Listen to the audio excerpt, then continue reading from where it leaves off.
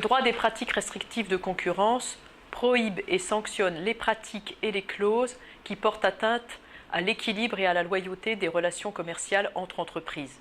On trouve par exemple, à ce titre, l'obtention d'avantages sans contrepartie, la rupture brutale de relations commerciales et plus généralement, depuis la loi de modernisation de l'économie, le déséquilibre significatif entre les droits et les obligations des parties.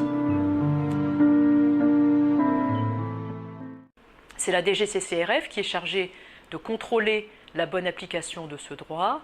Elle intervient dans ce cadre en défense de l'ordre public économique et elle demande au juge de sanctionner les pratiques et les manquements qu'elle a constatés. Ce rôle revêt une importance particulière dans la mesure où il s'agit non seulement de protéger les entreprises qui sont victimes des abus, mais également de rétablir le bon fonctionnement des marchés. Le droit des pratiques restrictives de concurrence s'est beaucoup complexifié au fil des nombreuses réformes qui sont intervenues au cours des 30 dernières années. Il a perdu en lisibilité et probablement en cohérence.